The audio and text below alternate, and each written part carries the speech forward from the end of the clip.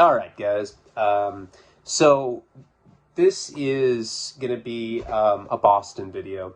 And my plan today for Patreon was to do 3 videos. To do one for YouTube, one of the naked girl videos, and a psychedelic video. Maybe a wasting talent one as well. I was going to do that, work on the documentary today. I was going to do all that. Something very, very, very, very major happened today. And I plan on this series going to YouTube. So before I forget, like, comment, subscribe. Check out patreon.com/Ryan Leone. There's a ton of exclusive content on there that you haven't seen. It feels really weird saying I haven't said that for a long time, and I feel bad. I'm trying to get like the consistency, but this is a series. So there's multiple series like this one. This is the Boston series. And this one I'm particularly proud of. I'm just feeling it. Getting a lot of really good feedback on Patreon, so I felt like it was like a good place to return to YouTube with this, and then that way I can consistently upload it, because I'm like 11 ahead right now. I'm talking to you like in the future, but anyway, so makes no sense. It's weird, like, you know, now that I'm on YouTube, I don't feel as like, I don't know, I feel kind of uncomfortable. Like, I'm like all self-conscious. I'm like, all right, do that thing with your eyebrows so they think you can box. You know, I don't know, I'm talking to more people than normal. I'm uncomfortable. So something really major happened today, and I shared it on the $100 tier, sponsor tier. Shared it with a couple of close friends, and my parents. Major, life-changing. I cut my dick off, and I sent it to a stranger. Like, Feliz Navidad, motherfucker. I gotta not cuss. Because on YouTube, if you cuss in the beginning, then you get partial monetization, which means that you guys see ads, but they don't give me anything. They're just like, you're a bitch, so what? You don't get shit. I'm like, all right. And then I just take it. I'm like, I don't care. I'll take the fraction of the pennies that you're going to give me for the ads. But if you're like squeaky clean, you're not even allowed to say like different drug names or they demonetize you. So I guess it doesn't matter, because I get partially monetized for like 80% of the videos I do anyway. Patreon videos, I don't monetize, so it's ad-free. There's a lot of benefits. There's, you know, cuts of the doc on there, pictures, you can see my dick for money, and stuff like that. So today, I will let everybody know what's up. But yeah, pretty gnarly stuff going on. And I will tell people. Like I said, the $100 tier knows what's going on. But I will tell everyone else soon. Today I was working on the documentary. We got to a section in the film that deals with my late friend Paul. So we had to watch like a bunch of his old footage that's like 20 years old, and yeah, it made me really sad. That's what I did today. I spent, you know, a couple hours on that with the editor, and we're almost ready for like another. I think the next one's going to be like over an hour and 10 minutes cut, like a really, really long one. We're getting close now. I know it's taken way, way, way longer than I thought, you know. I mean, I guess that was just wishful thinking. I've never directed a film. It's a film about myself. I'm like, should we do nudity? They're like, no. I'm like, all right, nudity in that scene. All right, what about some animated tits? They're like, why? I'm like, I don't know. It'll be artsy. Nobody will know why there's tits. It'll just be like my dad talking about me being a dope fiend, and then we'll just show some animated tits with like animated milk coming out. All right, like, comment, subscribe, check out patreon.com/Ryan Leone, and I will tell you guys soon what's going on. It's crazy. I'm a girl now. All right, so where we left off last time, we got flown out to Santa Barbara. I'm 18 years old.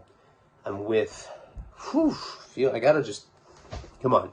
It's my old YouTube family. I should be comfortable with you guys. And Patreon, we've been doing this series for a long time. So I'm with my first girlfriend. Well, I mean, my first like real one, you know, like the first one that I was like completely passionately emotional about. This sounds ridiculous, but you know what I mean. First love, very emotionally charged. And we were strung out on heroin before we went out to Boston, like having sex in front of strangers. We're like, are you sure that this isn't weird? They're like, no, no, no. Just keep doing it. Look back at the dude. I'm like, okay. Like this? Yeah, man. Ace work, mate. I'm like, okay. So it's kind of traumatizing. I mean, we were like just getting into the decadent depravity of being heroin addicts, you know, all in good fun, the honeymoon phase. And we were living in this shitty apartment out in Worcester that my dad like got me after I got kicked out of the place. It was $150 a month. And they decided to fly my girlfriend Kate and I out to Santa Barbara for the holidays. And so I told Kate, I was like, hey, when we get there, I have a lot more resources, you know? I mean, I'd just gotten out of high school. Santa Barbara, you know, it's a beautiful place, a lot more beautiful than Worcester, Massachusetts. There's not people with like fingerless gloves, like, and like trench coats above trash cans. You don't even see people like that there. Like the homeless people have like six packs. They're wearing like Hawaiian leis. Like, hey, can you spare $40? That's like the kind of spanging they do there. It's ridiculous. It's picturesque.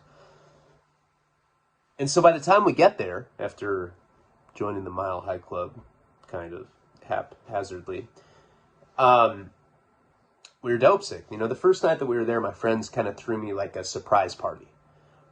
And we took some sort of painkillers. This was a long time ago, so I don't remember, but it was probably like Percocet or, you know, enough where it like quelled the symptoms. We were doing a bunch of coke, so we were distracted. Then we went to my parents' house. Everything was we were like listening to Frank Sinatra. We were all yayed out. We're like, fuck, this is wonderful. You know, we're probably listening to like Frank Sinatra Christmas jams or whatever it was. Some like crackling fireplace. And then the next morning we woke up drenched in sweat. And we were like, we need to find some strangers to fuck in front of. I don't feel good. It sucked. I mean, we woke up and we were sick. And, you know, foolishly, I thought that before I was like, when I get to Santa Barbara, I can get heroin. No problem. Because I'd done it in high school. You know, in high school, my girlfriend had got me on it at the time. This girl, Jillian. And she was 21 when I was 17. She molested me. And back then, there was a guy that we'd get it from. Sometimes she'd have it. She sold coke, but sometimes she had black tar heroin as well. So, like, foolishly, I thought that, like, okay, once we get there, we can just keep the habit going because I'll be able to get tar. Thing is I'd gotten sent away after I was strung out. So I got strung out when I was, like, 17. My parents sent me back to Utah. All sorts of shit went down there. We talked about that on Patreon. That was an entire series. We continued the juvenile delinquency thing. And then, you know, we got back. Or, I mean, by the time I got out of that place in Utah, I was on my way to Massachusetts to go to that internship program, and I didn't do... did I just burp? Excuse me. I'm sorry. Just acted like it didn't happen. Does it ever happen to you in public where you fart by accident and you try to play it off? Sometimes I do it, but then I look more like people can tell that I did it because I'm trying to look like I didn't do it, but I'm like biting my lip. I'm like concentrating, like looking at someone, and then they know. So sorry for burping. You know, when I'd gotten that period between getting out of the place in Utah and going to Worcester, I was going to keg parties, I was snorting cocaine, but I didn't get back on smoking heroin off tinfoil. And then, of course, I went out to Massachusetts and I started shooting China White heroin. I had a gun pointed to my face. So anytime in rehab, they'd be like, it's not like somebody put a gun to your face and made you shoot up heroin. I was like, well, actually, that's exactly what happened. Some dude with, you know, fingerless gloves or whatever. So now we're in Santa Barbara for the Christmas vacation. And we're not planning on going back. And I just remember waking up. I felt like I was waking up in like a shallow pool or something. That's how much I was sweating. Completely dope sick. And of course, so now I'm on the mission to get dope. Now, my best friend growing up had done he'd done armed robberies. He robbed like IHOP, the place that I did the defrauding the innkeeper at, dining and dashing. He actually like was the getaway driver for this like older guy that went around with like a knife. Who does armed robberies at knife point? It's like some shit out of the 1800s. It's like shit that you'd like see in like a Hamlet play or something. But I guess that's what they were doing. They didn't have guns. That's how like soft Santa Barbara is. Armed robberies, they're like robbing people with like butter knives. He robbed that, Shell gas station. He did a string of armed robberies, and because he had become an IV heroin addict before I had. So like when I got back, like him and a couple of my other friends were like shooting heroin. And they were like, this is fucking tight. And I was like, what do you mean? I'm high, and I didn't fall into that when I got out. So now that I'm back, like all those guys are in jail from the armed robberies. Some of them are in prison. I couldn't get it. I started calling all these people. I couldn't get heroin. And I'd like, I didn't, I wasn't like in the culture yet. I didn't even know like what to ask for. I didn't know like the cool slang words. So I'd call people and I'd be like, hey man, random question, but you know where I can get some heroin? Hello? People hang up on me. Nobody wants to hear that. Like heroin always has like a really negative connotation. I'm 18 years old. Nobody did heroin where I lived. At that point, people were still living with their parents. They're doing coke, maybe some ecstasy, party drugs, drinking a lot. But heroin's like, that's a little bit more hardcore than the people that I knew were doing. And then the ones that I did, like I said, were like already in jail or prison. So we really started panicking. It's like we didn't know what to do. Now, of course, the night before when we had gone to that party, somebody had given us some painkillers. So once it became clear that we weren't going to be able to get heroin, I guess the default was to try to get painkillers. Now, that's something that we could get because a lot of people, like their parents will have like a script for Vicodin in their medicine cabinet. Like people are like, oop, I'm getting that. And, not addicted to it, they'll just have it laying around. So I called people and I was able to find like Norcos, Darvocet, all the lame pharmaceutical opioids. What was I going to say? There's something. So, I don't know. I forget what I was going to say. But my dad had given me the 1985 Volvo. That was like, I guess, my car. I had it in high school, and now that I was back, he gave it to me.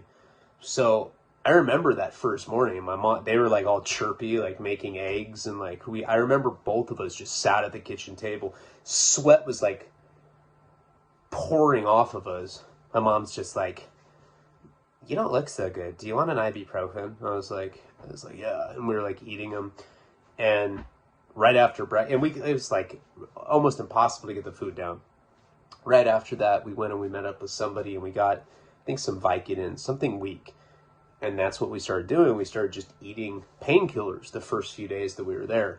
And, anybody that's been addicted to heroin knows that if you can't get heroin and you start doing painkillers, you get like you're not high.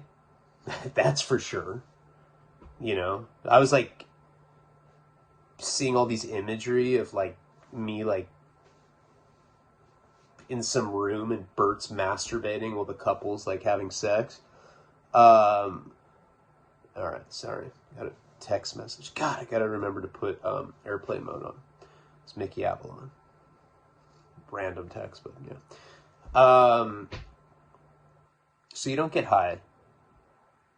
You don't really get well.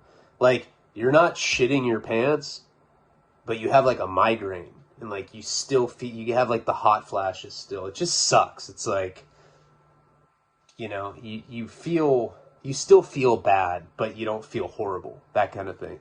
So this became like, what we were doing, I don't know, for the first few days, maybe first week while we were there.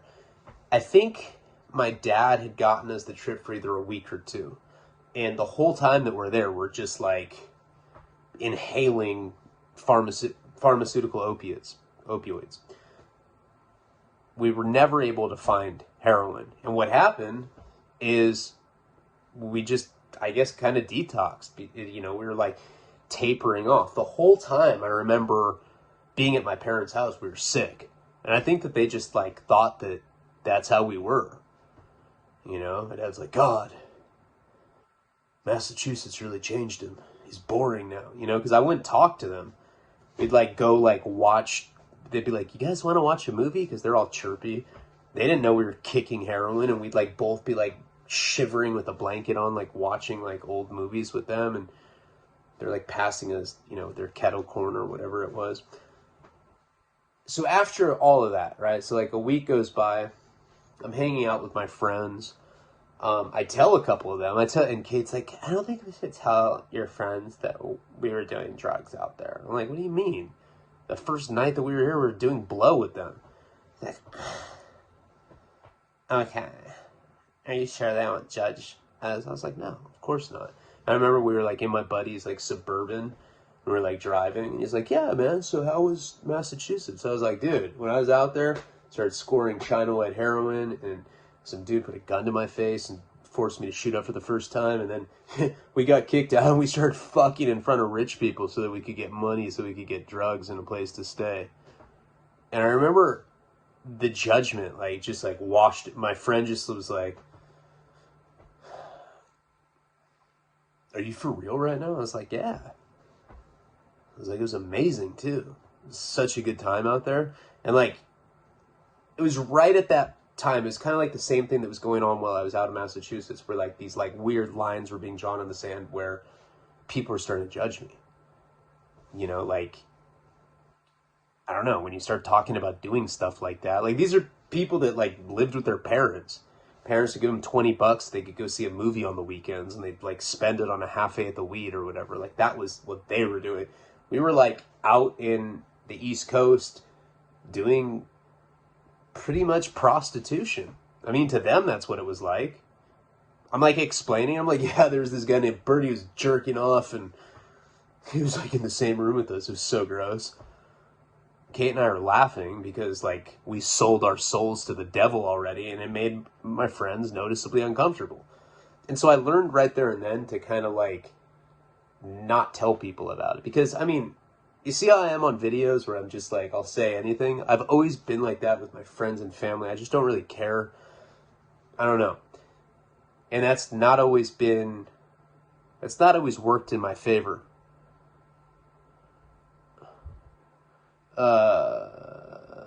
Okay, sorry. It's Mickey again. So anyway, by us telling people, and like, we're scoring opiate, these painkillers while we're out there, but whole time we're sick. And I started seeing that these people were kind of like becoming judgmental, my group of friends. Like at first everybody wanted to see me, and then like I'd call people and, they wouldn't pick up.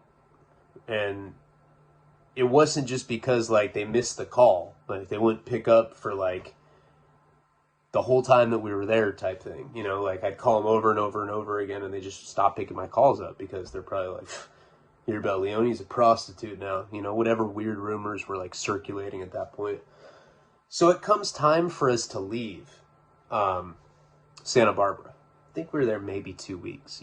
By this point, we'd like exhausted our painkiller resources.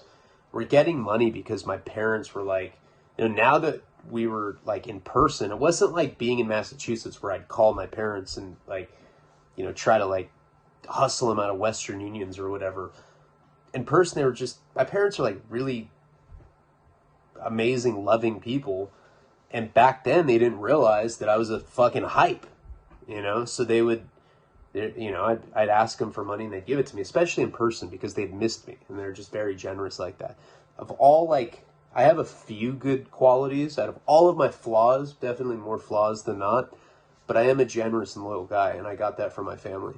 They always taught me to just, I don't know, I mean, if you have it and you love somebody, be generous.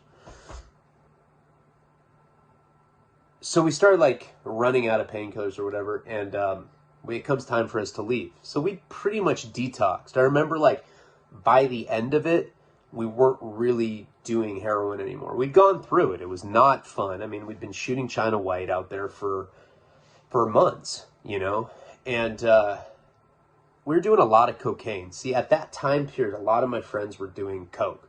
And this is in 2003, I think, and coke was still good back then. Like nowadays, it's not good. You know, you snort a line and you come down like 3 minutes later, and within the 3 minutes that you did the line and then come down, like you're like having diarrhea. You're like, dude, this shit's fire. Let's do more, you know, and that's pretty much cocaine now because they put ephedrine in there, and like it's not what it used to be. Back in that time, and I'm talking about like the early 2000s. It's not even as good, I'm sure, as how it used to be in the 90s and 80s and 70s. But back then it was still like fish scale, and it was still pretty good. And we were getting 8 balls back then for like $80. You know, Santa Barbara was flooded with it because it's a rich town. It's like a rich, like a glitz and glamour type thing. So that's one of the reasons, or like that's one of the ways that we were able to get off heroin at that time. At the end of that, when my dad was like, and the whole time, he's like, so, Ryan, Kate, what are you guys planning on doing when you get back? I was like, not fucking in front of strangers for money so we can keep doing hard drugs. That'd be gross. And my dad's like, oh, Ryan, your sense of humor is so weird. I'm like, yeah, for real. I guess I told him, I was like, well, I'm going to get a job. I'm going to provide for my girl. My dad's like, that a boy? I was like, yeah. My dad doesn't talk like that. I'm making him sound like he's like some outdoorsman, like hunter type guy. You know, he's all chirpy. You've seen him on Frank Fridays. You know how he is. I love my dad. So we didn't really have like plans for the future, but what Kate and I knew, like behind the scenes, as you know, as the story goes, when my dad was going to drop us off at the airport to fly back to Massachusetts, we were just going to stay in Santa Barbara. Now, we had already talked to prospective places that we could stay. And like I said, like if it was just me before I went out there, it would have been a lot easier to like couch surf and do it long term. But when you have like a girlfriend that you're like lugging around with you, it makes it more complicated, especially a girlfriend that you're always fighting with. And it would be like these weird, delusional, irrational fights, you know? I'd be like, I heard you fucking gurgling in your sleep. Whose cum were you fantasizing about guzzling? Kate would be like, you really need a Valium. You're freaking me out. And like my friends would be like, Jesus, what happened to you? And cocaine would like certainly exasperate that. Do I exasperate? People are always like, you say that wrong. You're stupid. I always get it mixed up with exasperate. Okay, I'm just not going to say the word. It made, the cocaine made my delusions, paranoia, insecurity much worse. So, one of the guys that we had talked to, you know, he was still living with his parents, but he said that we could stay there, you know, once in a while. And the real prospect was my friend, we'll call her Lucy. It's a good fake name for her. I can't use people's real names. Okay, so this girl Lucy had a mom that was like married to this rich guy that was deaf. He was deaf, and they lived in this like huge castle-like mansion. It was insane. And the guy couldn't hear. And like the mom was just like using him for money. Like I'd be over there and we'd be like doing drugs, and because she like partied with us. She was like a young mom, and she'd like do coke with us, and like she'd smoke. We'd be like smoking like a blunt together, and like the old rich guy that she was married to would be right there. She'd be like, yeah, I'm just using that old fuck for money. Can't even hear me. Look at him, what a loser. And like he'd look and he'd just be like, no idea what she was saying. It was really kind of sad. This is the thing though. Lucy was like, yeah, you guys can move into my place. He's not even going to know that you guys are here. Like, you can do whatever you want. I was like, oh, all right. So that was kind of the plan. It was like we were going to like divide our time between this guy that lived with his parents. We were going to like live with Lucy and her deaf rich castle owner guy.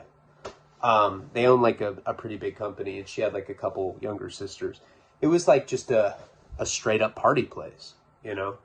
So my dad ends up so the end of the trip, supposedly, my dad takes us to the airport, and, you know, the whole time he's like, all right, so you're going to get a job, and, you know, Ryan, with enough hard work, maybe you can get a flight and you can come back here within the next year or something, come visit again.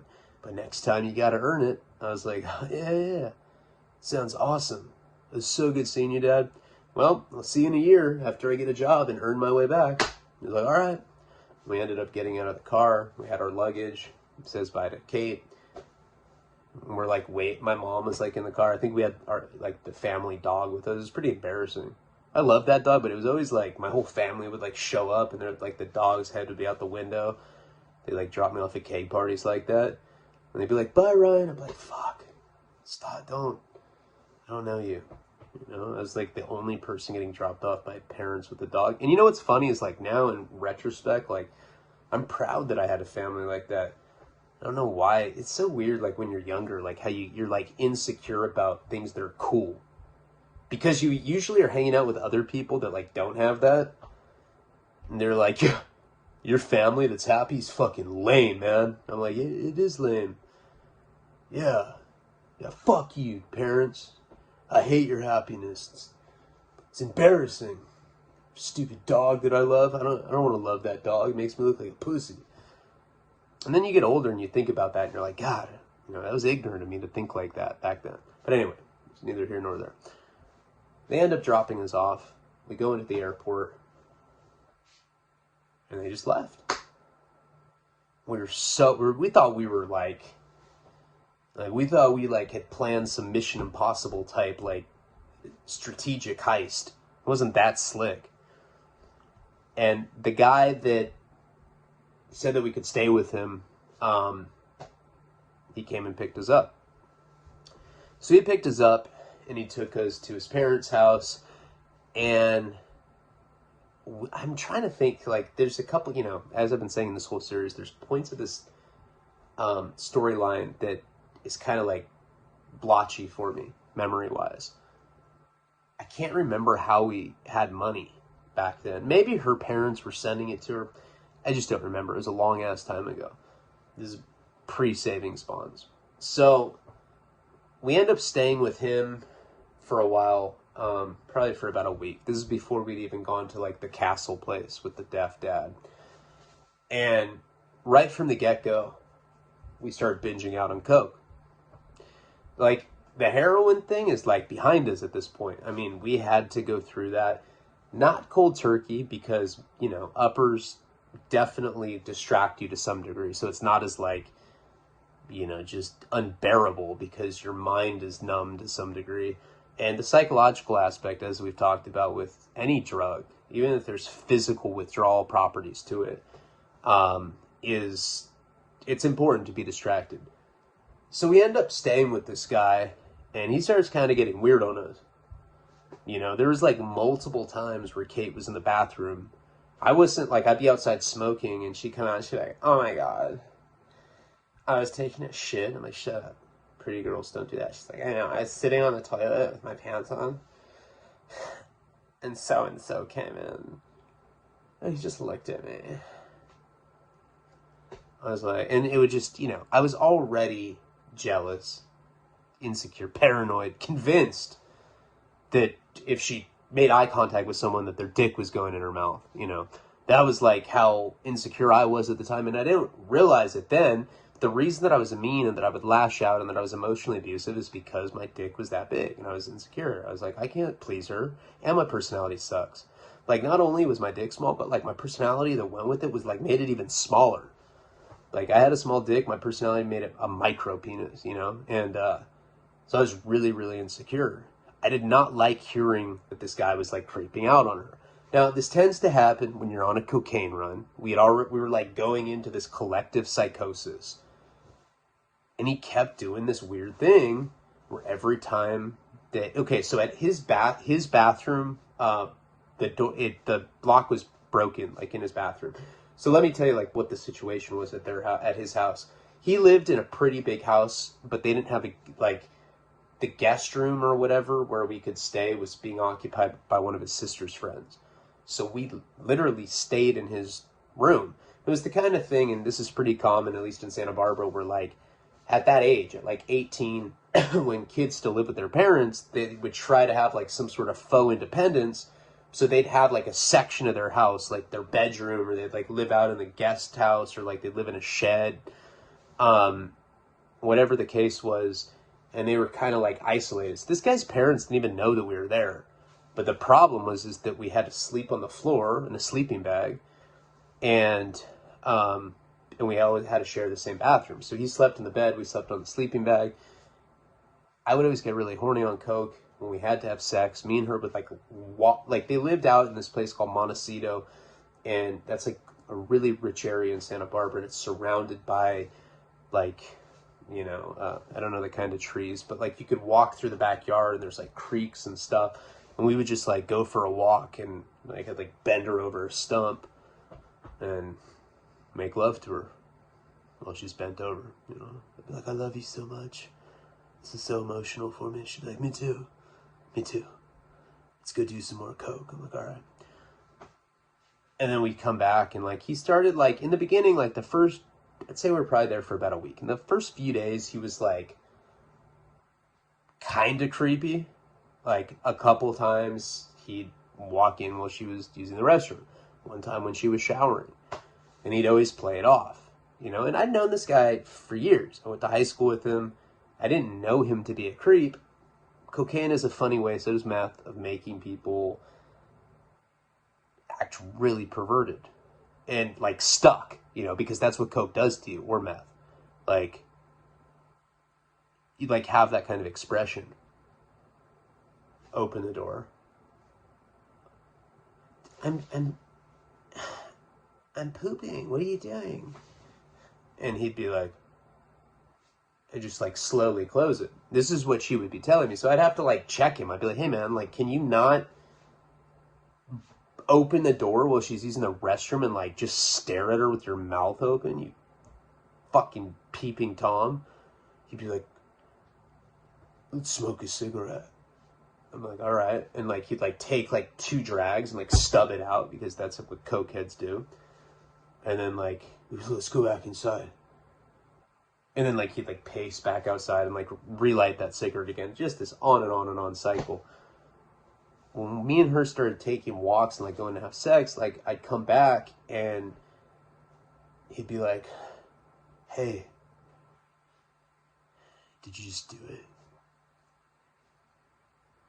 I'm like, dude, what? He's like, sex. I was like, dude, that's none of your business. He'd be like, I'm so high. And he just, he had this like really creepy kind of like stuck look on his face. And truth be told, this like she started getting kind of creeped out. You also got to remember, this is in the wake of like the perversion stuff that was going on in Massachusetts. So she was kind of still, I guess, emotionally scarred from that or whatever. And I don't blame her. So was I. I was just like so coked out, I didn't even care. I was stuck too. And I can only imagine what it looked like to her. Me and him were like both like zombies. And she would just get quiet, but she didn't get stuck like we did. So she's like, eventually she's like, I don't know, like, I feel like he's going to try to make us have sex. I'm like, Kate, that is not like a common thing, I don't think. And she's like, I don't want to ever do that again. It makes me feel weird. I'm like, well, me too. So like basically like her feeling uncomfortable like made us go live at this mansion, the castle. Now that was a weird situation. At that time, there was this dude that I, a lot of people were hanging out with that was our age. So we were 18. This guy that would frequent that house. So over there it was that girl's mom, and she was married to like the deaf guy, and he'd just always be like on his computer, he'd be playing that what was it called, Minecraft? Like it was like on Windows where you just like click on squares and I never understood how to play that game. And then like some of them would like blow up. And then, but he was like deaf, so you just see him like twitch when he lost, and then he'd like start it over. And that's all this guy did. So it was the dad, the mom, my friend Lucy, her little sister, and then Kate and I. And we basically were living in Lucy's room as well. It was kind of the same situation in the place that we were just at. Now there was this guy that would come over there, and he was like probably, I don't know, 23, 20. He was older than us, but not as old as the mom, obviously. And he was a coke dealer. But he was kind of like Matthew McConaughey and Dazed and Confused. Like he was just like some dirtbag that hung out with like young kids and sold them coke. And he was just really kind of perverted, you know? I mean, I didn't recognize it then, but that's kind of like, you know, looking back, that's definitely how this guy was. So he'd always be over there and he would just be feeding us coke. You know, this whole time period was coke, coke, coke, coke, coke. It was just everywhere. I mean, that's like what we were doing heroin out in Massachusetts. But by the time we got out there, all of my friends were just completely fucked off on cocaine. And being the addict that I am, I fell right into that. I mean, that was my first love in high school anyway, but like now everybody's a little bit older, people have money, and we were hanging out with this guy. Let's call him Ricky. Okay, so, well, Ricky and Lucy. Can think of a better name than that. Let's call him Brandon. So this guy, Brandon, he was always hanging out at that house. And like I said, he's giving us coke all the time. And he would like say stuff to Kate and be like, hey, let me ask you something. That's exactly how he talked to her, like to the T. If I did that in front of people that knew him, they'd be like, damn, that's accurate. But let me ask you something. What are you doing with him? He's got zits, he's short. He's got no confidence. Why don't you want to be with a guy like me? He's like, look, I have this tattoo. Like, show her, like, his yin-yang tattoo. He's like, I got that at a shop. Why don't you want to be with somebody like me? And she was, like, coked out, and she just, like, wouldn't talk to him because she, like, was at least aware of the fact that she had to, like, not flirt with him. I don't want to go as far as to say that, but, like, she couldn't be, like, combative or, like, resistant. She'd be, like, she was just, like, not, you know, she was, like, you know, and, like, and I was, like, all short. This guy was, like, a lot older, and, I mean, he had a yin-yang tattoo, and that freaked me out. I don't know if he was part of some, like, karate club or something. So I kind of just took it. I let this guy just always, like, tell her what a loser I was. So we spent a lot of time at this place doing coke with this guy, Brandon, doing coke with Lucy's mom, who incidentally was having sex with Brandon. She said that they weren't, but, like, we'd be over there and, like, she'd come out of the bathroom, like, hair all fucked up, lipstick, like, all out, like, smeared everywhere. And I'd be like, hey, did you just have sex with that coke dealer? She'd be like, no, I have a deaf husband. I would never do that. I'm like, okay. But we knew that that's what was going on. She was fucking him because he was giving us all drugs. You know, sliding further down into this just, like, grimy, kind of salacious, sordid, I'm just saying words that start with S, but it was a bad atmosphere.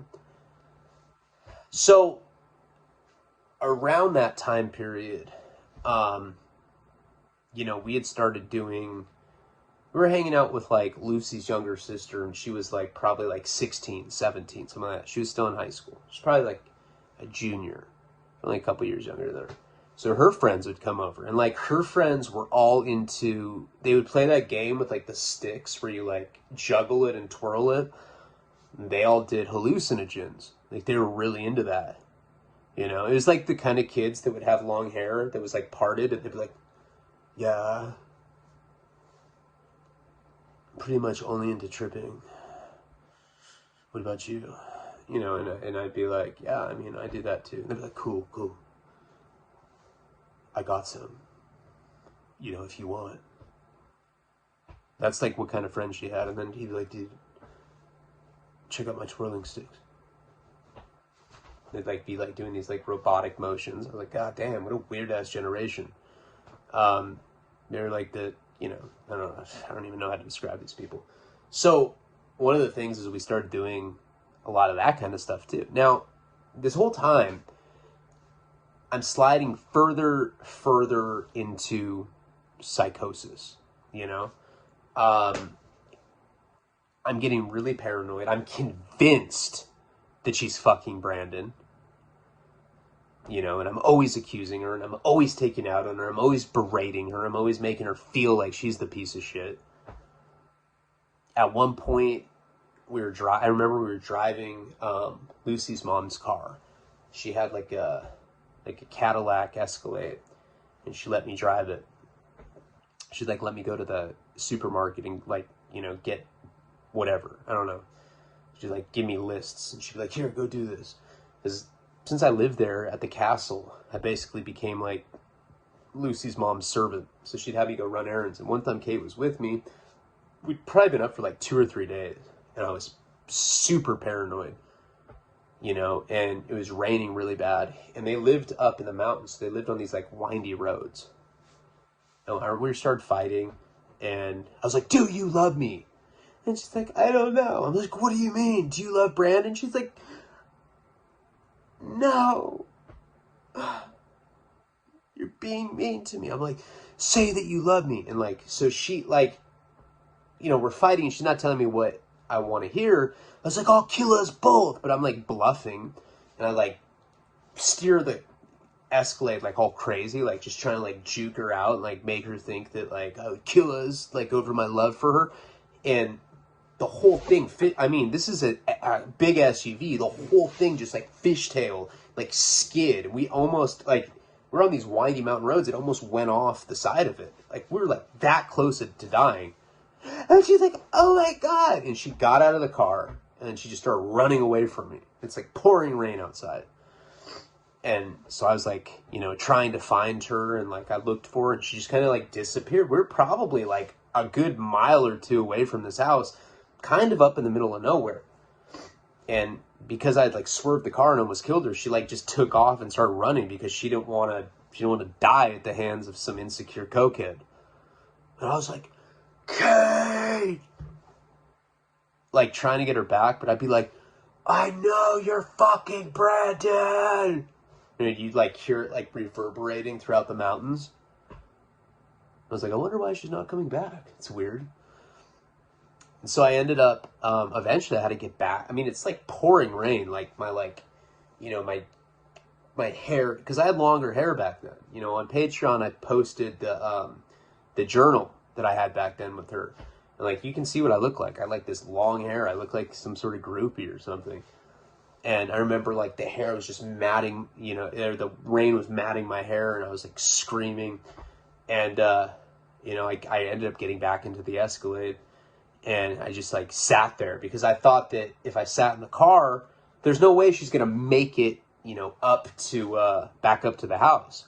Now I had a cell phone at the time. I'm just like sitting there soaking wet, you know, my hair's all matted, like I said, and my cell phone rings a couple hours later. Periodically, like I'd get out and try to find her, but like it was raining so hard that I'd like get back into the Escalade, and I'd be like shivering. Eventually I get a phone call, and it's from Lucy, and she's like, you piece of shit, you piece of shit. You try to kill Kate because you think that she's trying to fuck Brandon. You're a psychopath. You know what? She gets to live here, and you don't. And Brandon thinks that you stole 2 ounces from him, so you can't come back here because he has a gun, and he's gonna kill you. And then like I heard her I heard some like ruffling in the background, and you know, her mom gets on. She's like, you bring my car back right now. You bring my car back, and then you get the fuck out of here. I don't tolerate abusive men. And I'm just like, dude, you are a gold digger, and you're with a deaf guy, and if he could hear you, he'd abuse you. No, I didn't say that, and I'm just kidding. I'm not like, it's kind of in poor taste. definitely against abusive. I've never hit a girl, but I definitely have been emotionally abusive. I've said it a million times. I apologize for that. I'm not like that now with my current partner. And I'm sorry, that joke was in poor taste. Sometimes I joke about rape or domestic violence, and I'm sorry. I'm a piece of shit for that. I don't mean it. So what ended up happening that night is, like, I drove back up there. First of all, I had no idea how she got up there. It was like, we're talking like a couple miles away in like torrential rain. I have no idea how she got up there in the amount of time that it was. But, you're like, well, it was multiple hours. You don't understand like what these roads were like. It was really, I don't know. It was like all like super steep, and it was like raining. I don't know. It just seemed like it was not possible. But anyway, I ended up getting back there, and the whole time I'm thinking in my mind that somehow Brandon picked her up. He had like a Camaro, of course, and like picked her up. It was like, hey, let's go back to my apartment and watch rollerblading videos. I don't give a fuck. Stupid acne midget you're with. He doesn't have a Camaro. He doesn't have anything. He's a loser. And these are like, of course, the delusions that I'm thinking in my mind. And Lucy's mom had said that, or I think Lucy actually was the one that had said that he was saying that I had stolen a couple ounces from him. I didn't do that. So I was thinking like, in my weirdo mind, I'm like, okay, when I get back up there, everything's going to be all forgotten, So I get back to the house, and right when I get there, like, usually like the lights, there's like lights on in the driveway that kind of like, it's like rows of lights that like kind of light up the pathway or whatever. Those were off. And like, I don't know, I just felt like, this guy Brandon, even though he was like, older and he was kind of like a perverted guy, he was kind of like an intimidating guy. I know I joke about the yin yang tattoo, but in actuality, he was kind of like a rough dude, and I was kind of freaked out about this guy. So I end up, calling the landline. Of course, Lucy's mom picks up, and she's like, just leave the fucking keys in the car and get your ass out of here.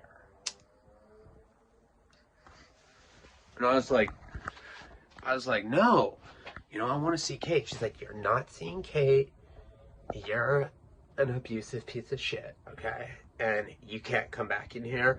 And Brandon's here, and he's going to kick your ass because he knows that you took his coke. So I have no idea where this, like, me taking coke thing came from, but, like, I don't know. I think it was, if I had to guess, I'm pretty sure that Brandon wanted to fuck Kate. And so this was like some sort of strategic effort to like get rid of me. So he never liked me because he was always like trying to get her in front of me. And I was just this like insecure little like annoying kid that was really scared of this guy swooping my girlfriend up. And what I think is because he controlled these people with cocaine, because he was their connection. I think that he basically like, and I don't even think this is the paranoia talking. This is like 18 years later. This is my theory about what was going on at that point. But I'm pretty sure that they like conspired to like get rid of me. And I'm not saying that they knew that I was going to try to crash the car and she was going to run away like that. I think they were just using it as an opportunity to like, okay, let's get rid of that guy. So I start, of course, back then I was even more of a bitch than I am now. And I just started crying. I was like, okay, you don't understand. I love her. Just let me talk to her. Let me talk to her. It's like doing like Cowardly Lion, really like embarrassing shit. Like, and they hung up on me. And I got kind of freaked out that Brandon was going to come like beat me up because the driveway lights weren't on, and Lucy's mom was like threatening it. So I left the key in the car and I just started walking away, like, just kind of like, I don't know, in some sort of like emotional fit or whatever about it. And I had my cell phone and I'm like, keep calling the landline and nobody's picking up, and like in my mind I'm like, I'm gonna kill myself, fuck it. It's like the kind of thing where I'm thinking like, if I can't have her, I don't want to be on this earth anymore. It's too cruel for me. Just some pussy ass shit. And so I'm like, I remember it's like pouring rain out at the time, and I'm on the side of the road looking for rocks because I'm like, in my mind, I'm going to sharpen a rock and like slit my wrist with it. I don't know. It was, I think it, you know, in hindsight, definitely more of an attention thing than like actually wanting to kill myself. But that was my plan. And finally I found this like rock that was no way could be sharp. Even if I started like rubbing it against the road, and it was, you know, it's like all, you know, there's like, the road's wet and it's not doing anything. It's probably just making the rock softer, if anything. And then like after that, I call because it had like, back in that time, I know there's some younger people that watch my channel. Back in that time, like everybody had landlines. You know, this is like right before the era where like landlines were kind of obsolete. And landlines back then would have like these automated voicemail systems. So it was like right in that weird like period after the kind of answering machines that you'd like plug in, like the external box ones. This is the kind that were like attached to the phone number. Like it was like some like electronic voicemail. So, you know, you'd call and it would be like, please leave a message after the tone. Beep. And I'm like sitting there like crying. I have like the phone cradled to my neck, and I was like, all right, I'm slitting my wrist with the rock on the side of the road. I swear to God, if Kate doesn't pick up, I'm going to be dead, and it's going to be on you. Like, I'm thinking, because, you know, I'm thinking that, like, they were going to hear that and freak out, and everything was going to be okay. It's like, all right, I'm doing it right now. And I got the rock, and I just started, like, trying to, like, cut my wrist with it. It was doing nothing. It was just, like, scratching me. It looked like I was scratching myself with a tree branch or something. I was like, oh, my God, there's so much blood right now. Oh, I can see my dead homies. I gotta go. And I, like, hung up. And I remember just, honestly, even though, like, it was a cry for attention or whatever, I remember sitting on the side of the road, and I was just bawling my eyes out, just so sad, like, feeling low.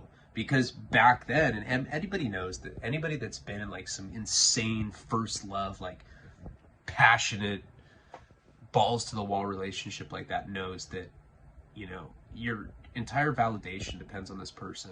And like when that gets taken away from you, you literally feel empty, and you want to slit your wrist with rocks on the side of some like road while there's torrential rain above you. And I remember sitting there and I was just crying, like looking up at the moon. It was pathetic. You know, if anyone drove by, they probably would have been like, what the fuck? And I guess my wrist bled like a little bit. You know, I like was nicking at it like with enough force where it cut me to some degree. And I just sat there and like, you know, hugged my knees. I was like, what has my life become? I was 18. God, if I only knew how bad shit was going to get for me, like after that point, probably really would have killed myself, you know, but it was like the end of the world then. So I'm like on the side of the road for like a couple hours, and finally, you know, I end up just like walking back to the house, and the Escalade's gone from the driveway. And at that house, you could get around, like, it was a huge property, so you could get around to the backyard. There was like a pool in the backyard. You could like go down this pathway around the house, and there was a way to like sneak into the area where they were, because they had like the bottom part of the house. Like the bottom part of the house is where Lucy lived. That's where little sister lived. That's where Brandon fucked Lucy's mom in the bathroom all the time. That's where we did all of our drugs. Like the deaf guy's like upstairs in his like Minecraft, you know, control station or whatever. So I remember, you know, sneaking around and going into the pool area. It's still raining and everything. And I'm like putting my hand over, you know, like trying to like see past the rain. And I look, and like usually the, you know, the room and the area where they were was like lit up, but it was completely dark. I was like, fuck, you know, because now I'm like, I know that they left. So I'm freaking out because I don't know what to do. The car's gone. I have nowhere to go. And so I just, you know, decide to kind of like sit by the pool area and just wait until light comes on. And then I didn't know what I was going to do, because now Brandon supposedly thought that I had stolen coke from him, but I hadn't.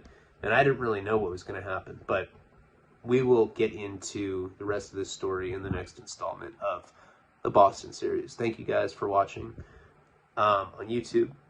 Like, comment, subscribe. Check out patreon.com/Ryan Leone. Really crazy news coming very soon. Palabra.